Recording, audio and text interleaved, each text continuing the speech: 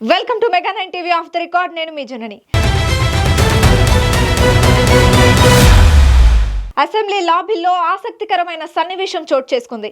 రాజకీయ ప్రత్యర్థులు Congress MLA Vivek Venkataswamy, BRS మాజీ ఎమ్మెల్యే బాల్కా సుమన్లు అరగంటకు పైగా చర్చించుకోవడం చర్చనీయాంశంగా మారింది. చెన్నూరు నియోజకవర్గం ఎన్నికల్లో పోటాపోటీగా తలపడి ఆరోపణలు ప్రత్యారోపణలతో చెలరేగిన ఇద్దరు ప్రత్యర్థులు ఎదురుపడి చాలా సంతోషంగా ముచ్చటించుకోవడం, కేటీఆర్ సైతం వారితో మాట కలపడం అసెంబ్లీ లాబీలో హాట్ టాపిక్ అయింది.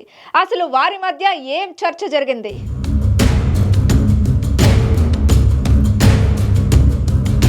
తెలంగాణ అసెంబ్లీ ఆసక్తికర సన్నివేశాలకు భేటీలకు వేదికవుతుంది. ఇప్పటికే సీఎం రేవంత్ రెడ్డితో బీఆర్ఎస్ ఎమ్మెల్యేలు హరీష్ రావు, పద్మారావు, మల్లారెడ్డి భేటీ అవ్వటం రాజకీయంగా చర్చనీయాంశంగా మారిన పరిస్థితి. తాజాగా ఇద్దరు ప్రత్యర్థులు ఓ చోట ముచ్చడించుకోవడం హాట్ టాపిక్ గా మారింది. బాల్క సుమన్, వివేక్ ఇద్దరు రాజకీయ ప్రత్యర్థులు. గతంలో ఇద్దరు ఒకే పార్టీలో పనిచేశారు. అప్పుడు గురు శిష్యులా మెలిసిన వారిద్దరి మధ్య తర్వాత పచ్చగడ్డి వేసినా భగ్గుమంటుందని వాళ్ల సన్నిహితులు చెబుతుంటారు.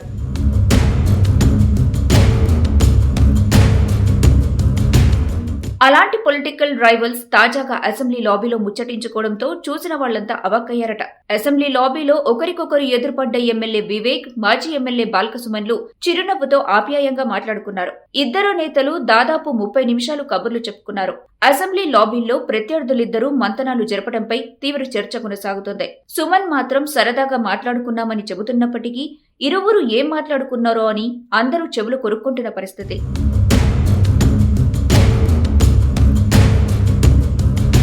నియోజకవర్గంలోని పరిస్థితులు, ఢిల్లీ రాజకీయాలపై ఇద్దరి మధ్య సీరియస్ డిస్కషన్ జరిగినట్టు సమాచారం. వీరిద్దరి మధ్య డిస్కషన్ సందర్భంగా సడన్ గా ఎంట్రీ ఇచ్చారు కేటీఆర్. ఇద్దరిని చూసి షాక్ అయిన కేటీఆర్ వాట్ ఇస్ సర్ప్రైజ్ అంటూ వారితో మాట కలిపారు.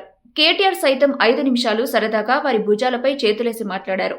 ఇదే సమయంలో మరో ఎమ్మెల్యే ఉత్సాహంగా ఫోన్ తీయబోతే కేటీఆర్ వద్దు అని వారించారు. కేటీఆర్ అక్కడి నుంచి వెళ్లిపోయిన తర్వాత కూడా ఇద్దరు నేతలు మరికాసేపు సంభాషణల్ని కొనసాగించారు.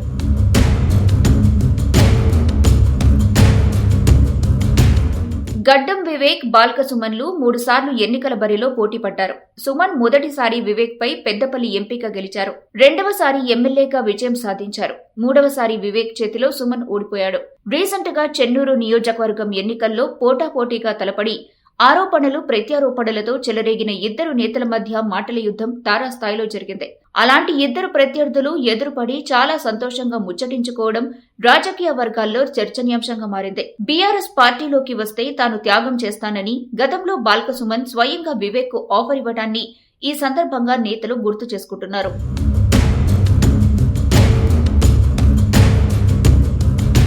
ఆ ఇద్దరు నేతల ముచ్చట్లపై రకరకాలుగా ఊహాగానాలు చక్కర్లు కొడుతున్నాయి. కేటీఆర్ కు అత్యంత సన్నిహితుడైన బాల్క సుమన్ వివేక్ తో మాటలు కలపడమేంటి అనే చర్చ జరుగుతుంది. పార్టీలో కేటీఆర్ నాలుకలా వ్యవహరిస్తుంటారు బాల్క సుమన్. అలాంటిది అసెంబ్లీ నడుస్తున్న సమయంలో కీలక పద్దులపై చర్చ సాగుతుండగా బీఆర్ఎస్ నేతలతో వివేక్ ముచ్చటించడం వెనుక మతలబేంటనేది హాట్ టాపిక్ గా మారింది. రాజకీయంగా ఇరువురు ఏమైనా మాట్లాడుకున్నారా అన్న దానిపై అక్కడి శాసనసభ్యులందరూ చర్చించుకుంటున్నారు.